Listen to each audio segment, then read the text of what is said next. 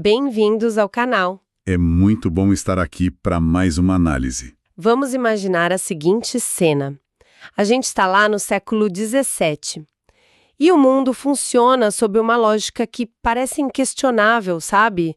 Totalmente inquestionável. Onde o rei não é apenas um gestor ou um político qualquer. Ele é uma figura ungida pelo divino, a vontade dele é a lei. Exato. E questionar essa autoridade seria o equivalente a questionar a própria ordem do universo, né? Sim.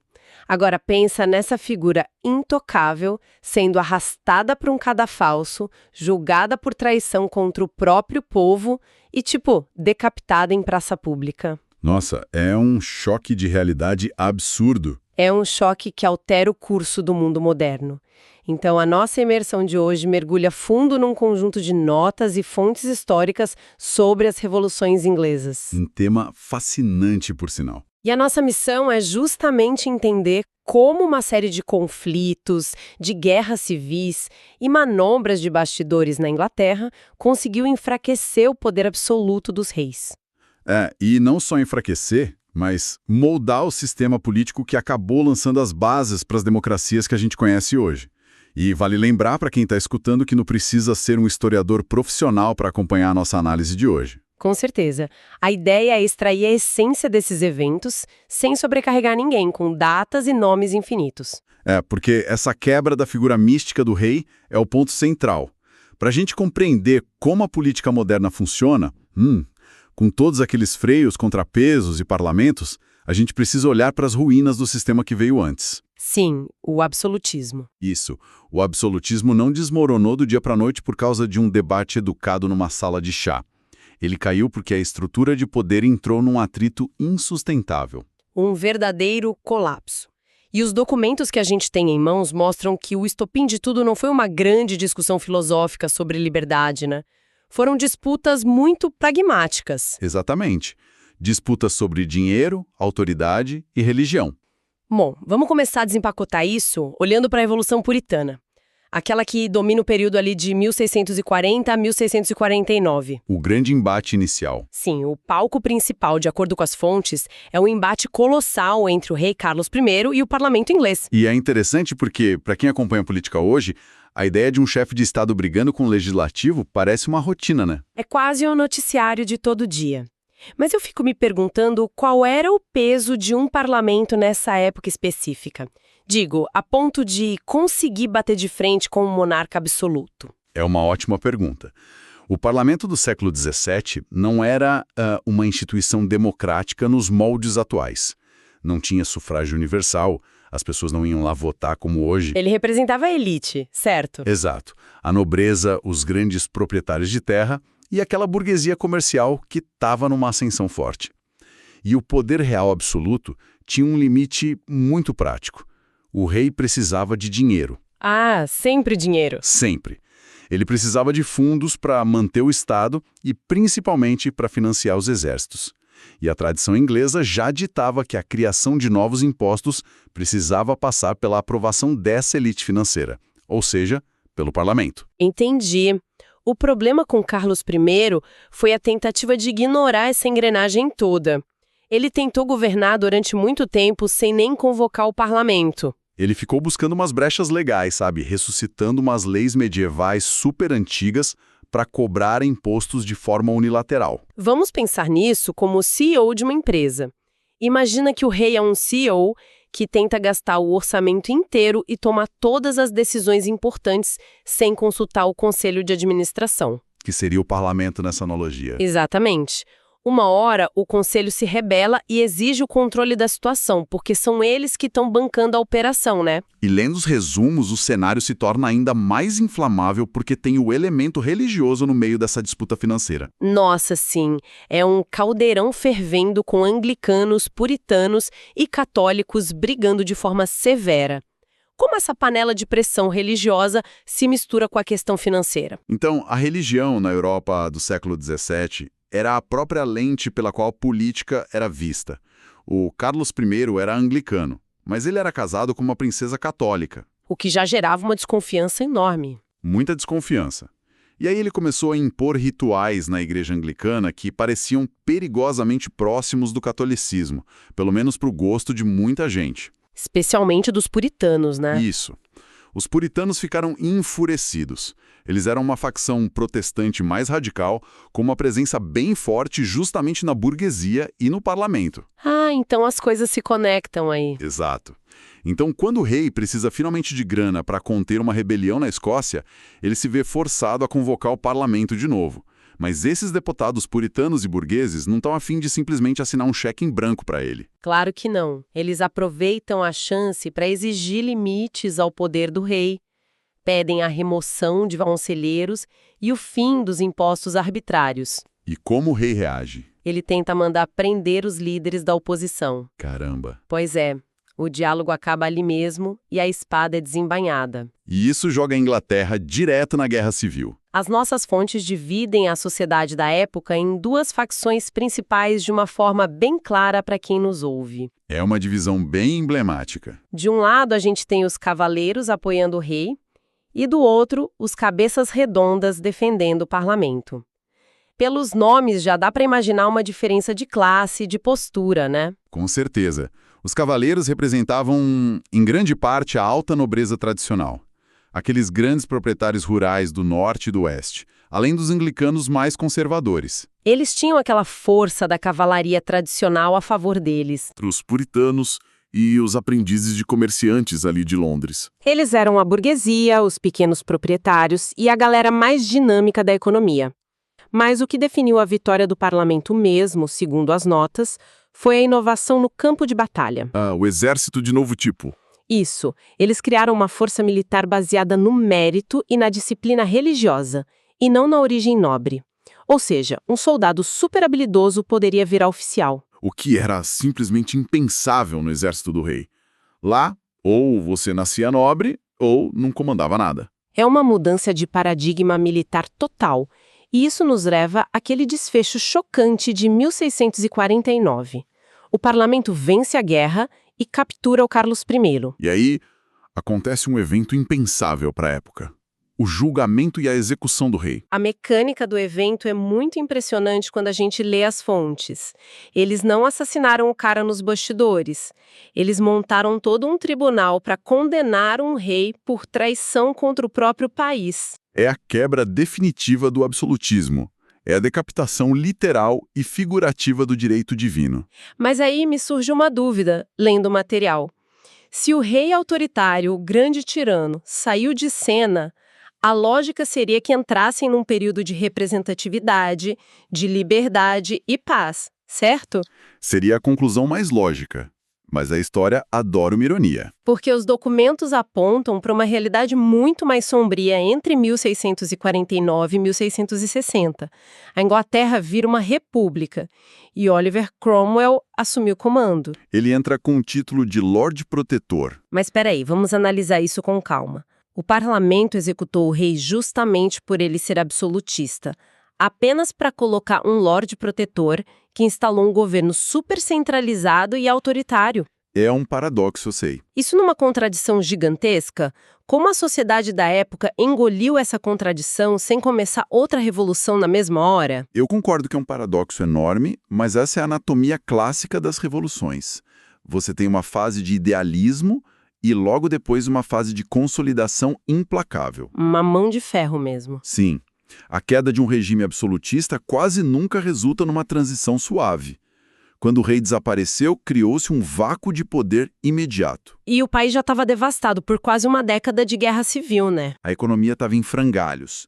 E o próprio lado vitorioso, o do parlamento, estava rachado em facções muito radicais e outras mais moderadas.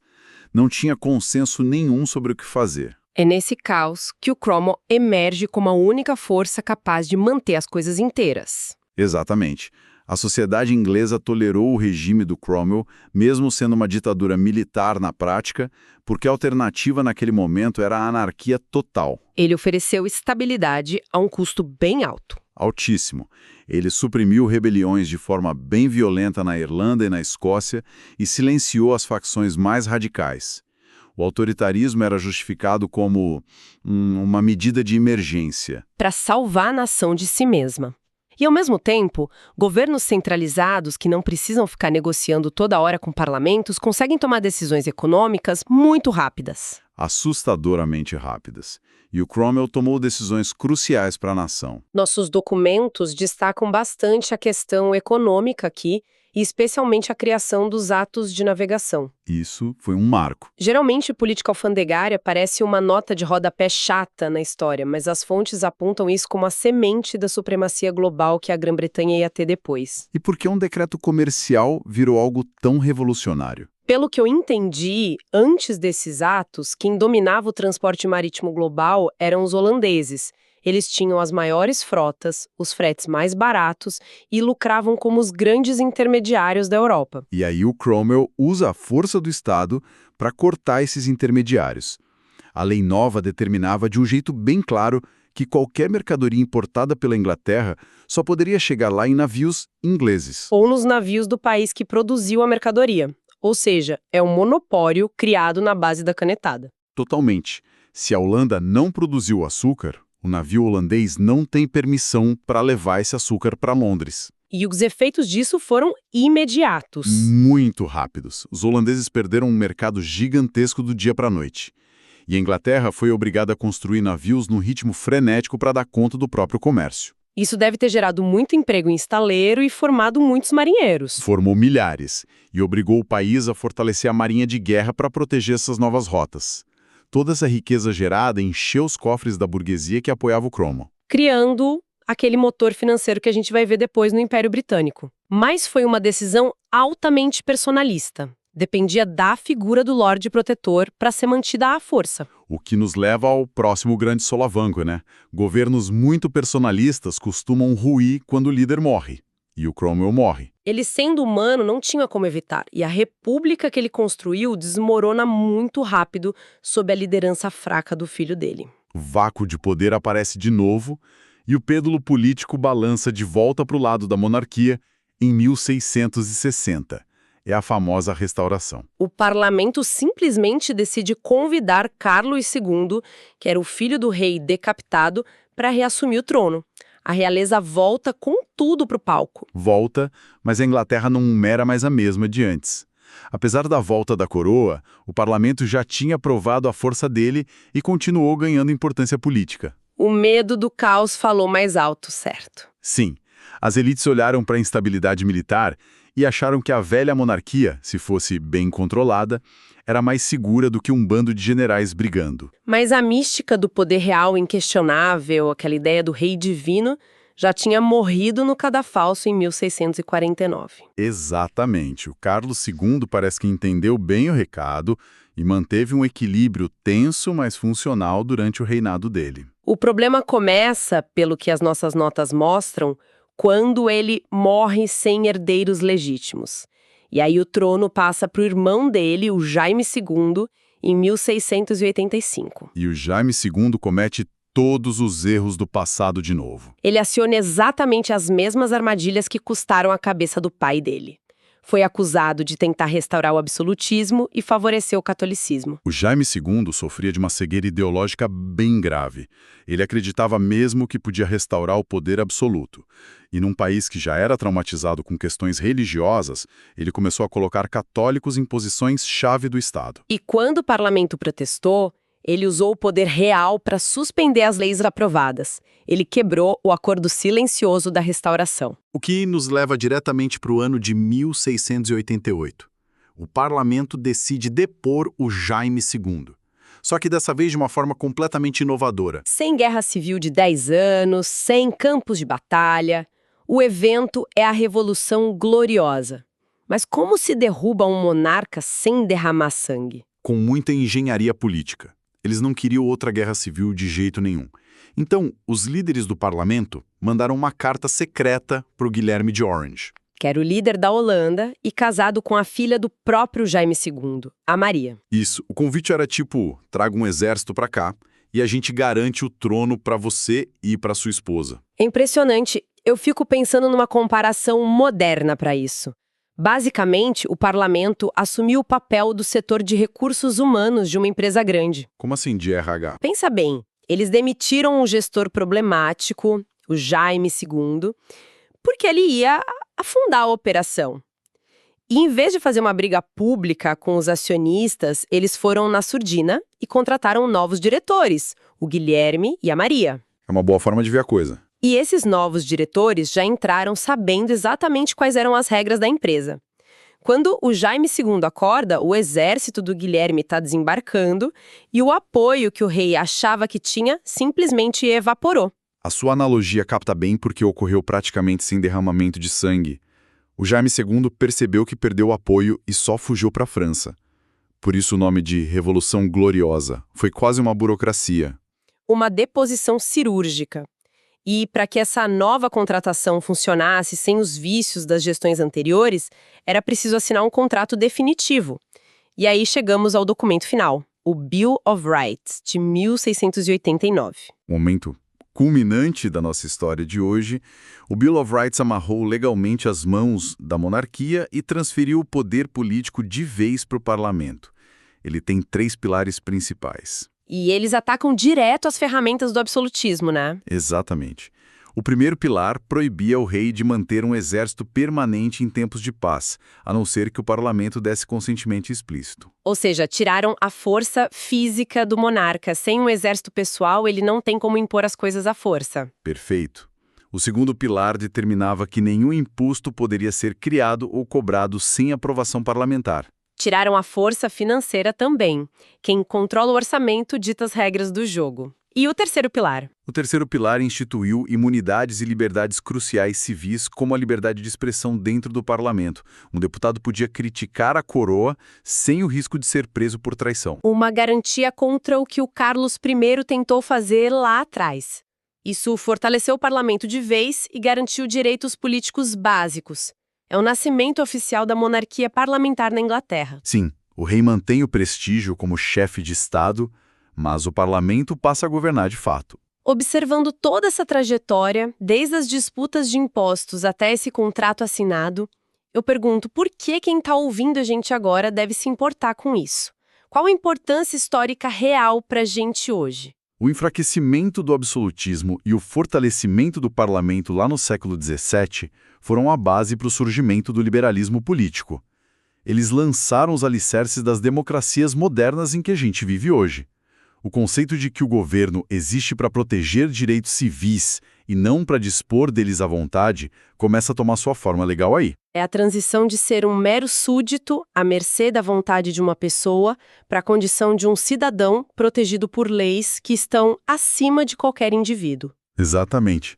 É fascinante pensar que as liberdades civis e o sistema de freios e contrapesos que a gente considera o padrão natural da política moderna nasceram apenas porque, ao longo de algumas décadas turbulentas no século XVII, uma sociedade decidiu que o poder ilimitado nas mãos de uma só pessoa era simplesmente insustentável. Obrigado por ouvir nosso canal, bons estudos e até o próximo episódio.